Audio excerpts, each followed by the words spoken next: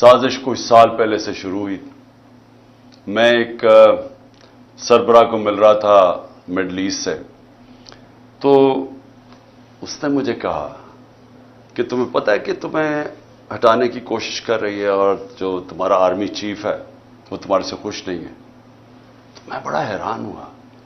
میں تو سمجھا ہم ایک پیج پہ ہیں اور ہمیں تو کوئی سوچ بھی نہیں سکتا تھا. تو میں نے اس کو کہا تم کیا باتیں کر رہے ہو؟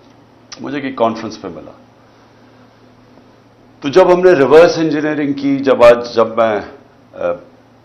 جب سے ہماری گورنمنٹ گئی اور میں نے پھر پیچھے سارا جائزہ لیا کہ کیا کیا ایونٹس ہوئے اور کس طرح کی سازش ہوئی اور کون کون اس میں ملوث تھا، لیکن ایک کردار جو سب سے جو اس کا ماسٹر مائنڈ تھا، تو وہ پھر آہستہ آہستہ ساری سمجھ آ گئی کہ کدھر کدھر دھوکے ہوئے ہمارے سے، کدھر کدھر ہمیں لال بتی کے پیچھے لگایا گیا، کدھر کدھر جھوٹ بولے گئے. اور ساری کوشش یہ تھی، پہلے سے پلان بنا ہوا تھا کہ مجھے ریپلیس کرنا تھا شہباز شریف سے.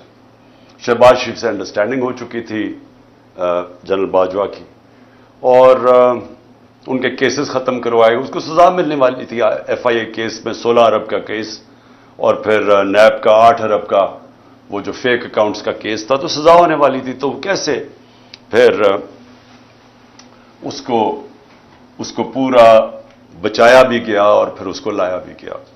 اور پھر جو ہم سمجھتے تھے کہ امریکہ سے سازش شروع ہوئی ہے، شروع وہاں سے نہیں ہوئی، شروع ادھر سے ہوئی تھی. انہوں نے حسین حقانی کو ہمارے گورنمنٹ نے ہائر کروایا گیا، میرے خلاف پروپیگنڈا کیا گیا، اور اس نے کہا کہ کیسے جنرل باجوہ کتنے اچھے ہیں اور پرو امریکہ اور عمران خان اینٹی امریکہ ہے. اور پھر ادھر سے وہ سائفر آیا.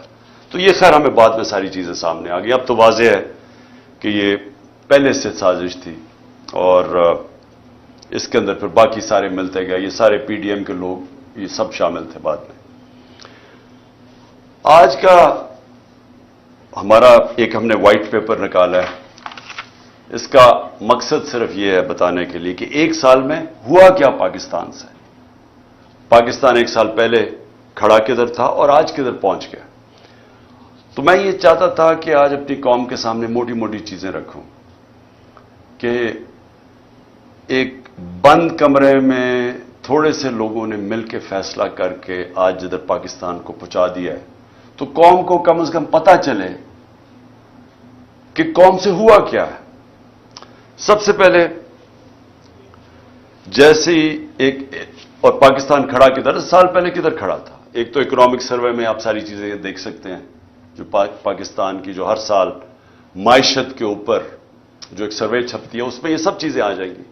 لیکن جو موٹی موٹی چیزیں یہ ہیں کہ ایک اکانومی جو بینکرپٹ تھی 2018 میں، سب سے بڑا بیرونی خسارہ تھا کرنٹ اکاؤنٹ ڈیفیسٹ تقریباً 20 ارب ڈالر کا. یہ پاکستان کی تاریخ کا ہمیں سب سے بڑا خسارہ ملا تھا، اور ریزروز تھے کوئی 8 ارب ڈالر کے رہ گئے. تو روپے پہ پریشر تھا. اس مشکل وقت پہ گورنمنٹ ملی، پہلے سال سٹیبلائز کی، دوسرے 2 سال کرونا سے ہمیں ڈیل کرنا پڑا. اب کرونا یہ یاد رکھیں کہ دنیا میں جو اس نے تباہی مچائی ہے، دنیا کی اکانومیز میں تباہی مچائی ہے، یہ کبھی سب کے سامنے ہے. یہ آپ بڑے آرام سے دیکھ سکتے ہیں کہ منفی میں چلی گئی گروتھ ریٹ. ہندوستان 7% پہ آگے بڑھ رہا تھا، وہ منفی میں چلا گیا.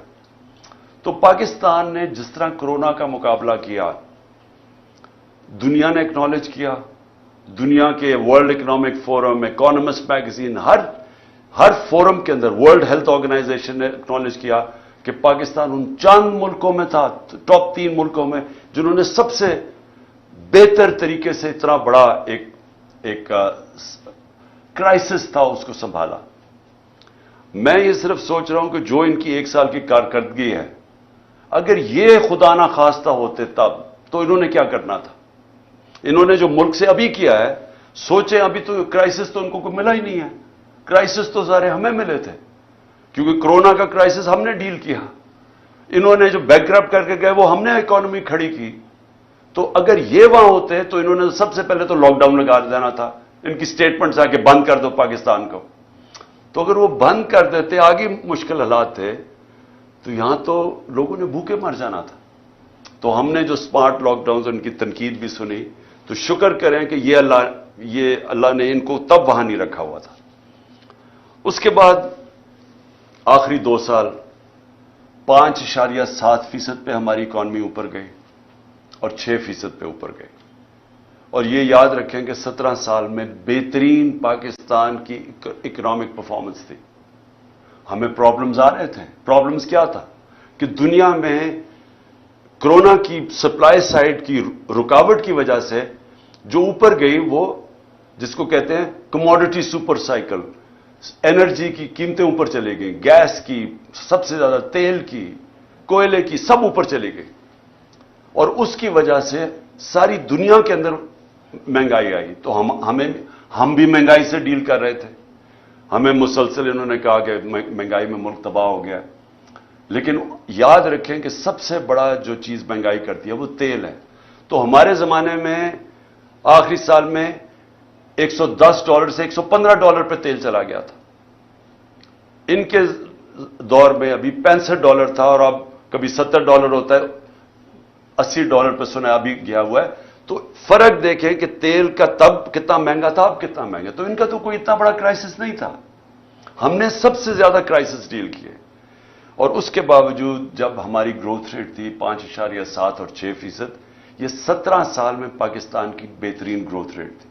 اور یاد رکھیں اس سے پہلے جو تھی، امریکن ڈالر آ رہے تھے وار آن ٹیرر میں، اس سے پہلے جنرل ضیاء الحق کے، تب پھر ڈالرز آ رہے تھے افغان جہاد میں، اس سے پہلے ایوب خان کی سیٹوں سینٹوں میں پھر امریکن ڈالر آ رہے تھے۔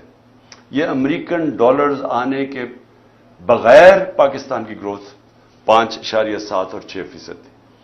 جو ہم نے تیل کی قیمتیں، پٹرول اور ڈیزل کی قیمت نیچے رکھی، وہ کیوں رکھی تھی؟ کیونکہ ہم سمجھ رہے تھے کہ ببل ہے، یہ تھوڑی دیر کے نیچے آ جائے گا، لیکن ہماری اکانومی اتنا اونچ نیچ نہیں دے سکتی، اس لیے ہم نے سبسڈائز کی، کیونکہ ہم نے روس سے جب میں وہاں گیا، میں نے صدر پوٹن سے جب ملاقات ہوئی، ہم نے ان کو بتایا کہ ہمارے ملک میں یہ آپ کی ٹینشن کی وجہ سے تبھی تیل کی قیمتیں اوپر چلی گئی تھی۔ تو انہوں نے پھر اپنا انرجی منسٹر بھیجا، حماد اظہر سے ملاقات ہوئی، اور ہماری انڈرسٹینڈنگ یہ تھی کہ ہم نے جس طرح ہندوستان سستا تیل روس سے لے رہا تھا، پاکستان نے بھی لینا تھا۔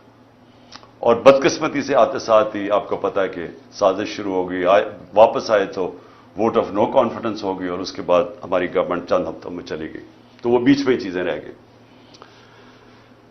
ہمارا ٹیررزم، جو اتنا آج کل ٹیررزم کی بات کر رہے ہیں، یاد رکھیں ہم ٹیررزم سے ٹورزم پہ گئے تھے۔ ہمارے 3.5 سال میں دہشت گردی دیکھ لیں اور آج دیکھ لیں۔ اور جب جو امریکہ نکلا افغانستان سے، تو وہ بہترین ٹائم تھا اس وقت کہ افغان گورنمنٹ کے ساتھ کوآپریٹ کر کے ہم اس ملک کے اندر جو دہشت گردی جو تھوڑی بہت بھی تھی، اس کے اوپر بھی قابو پا سکتے تھے، لیکن کچھ نہیں کیا گیا۔ انہوں نے کوئی نہ، ان کے پاس ٹائم تھا سوچنے کا، نہ کچھ تھا، کیونکہ آئے تھے صرف ایک مقصد کے لیے، اپنے کرپشن کیسز ختم کرنے کے لیے۔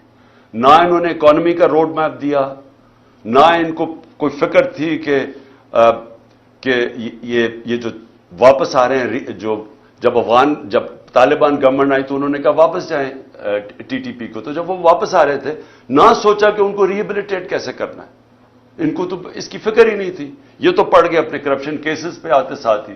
پہلی کیبنٹ کی میٹنگ کے اندر انہوں نے آتے ساتھ ہی اپنے جناب ECL پہ جو رکھے ہوئے تھے وہ ختم کیا۔ 60% کیبنٹ جو نئی آئی وہ ضمانت پہ تھی، کرپشن کے کیسز تھے، تو انہوں نے تو صرف آتے ساتھ ہی اپنی کرپشن کیسز ختم کیے، اور پھر اسمبلی میں جا کے نیب کا قانون پاس کر کے 1100 ارب روپے کے کرپشن کے کیسز اپنے ختم کیے۔ ہمارے 3 سالوں میں نیب نے 480 ارب روپے کرپشن کا ریکور کیا تھا۔ ہماری ایوریج آ رہی تھی 160 ارب روپیہ سال کا۔ سب سے زیادہ ہمارے دور میں ہم نے نیب نے پیسے ریکور کیے تھے جو کرپشن کے تھے۔ انہوں نے آتے ساتھ ہی پہلے نیب کو ختم کیا، نیب کے اوپر اب آدمی بٹھایا، جب وہ بٹھایا اس نے بھی دیکھا کہ میرے سے غلط کام کروا رہے ہیں، اس نے ریزائن کیا، یعنی نیب کا ادارہ تباہ کیا آتے ساتھ ہی، کیونکہ ان کو سب کو ڈر تھا نیب سے، تو امینڈمنٹ بھی پاس کی، پھر اپنا آدمی رکھایا، وہ بھی نہیں چلا۔ اس کے بعد ایف آئی اے کو انہوں نے تباہ کیا آتے ساتھ ہی، کیونکہ شہباز شریف نے پھنس جانا تھا، مقصود چپڑاسی اور وہ جو 16 ارب روپے کے کرپشن کیس تھے۔ ایف آئی اے پہلے رائے طاہر کو لے کے آئے، آئی جی جو نہیں، رائے طاہر پہلے سے تھا، اس سے غلط کام کروانے کی کوشش کی، اس نے ریزائن کیا، پھر آدمی لے کے آئے، پھر ساری ایف آئی اے کو صرف لگا دیا ہم سب کے اوپر، ہمارے اوپر کیسز کرنے کے لیے۔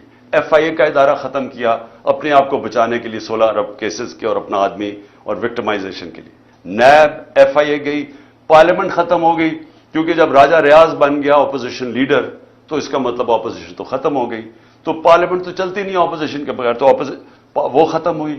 پھر الیکشن کمیشن، اس کو انہوں نے استعمال کیا صرف اور صرف کہ کسی طرح وہ ان کو الیکشن جتا دے، توشہ خانہ کیس کر دے عمران خان کے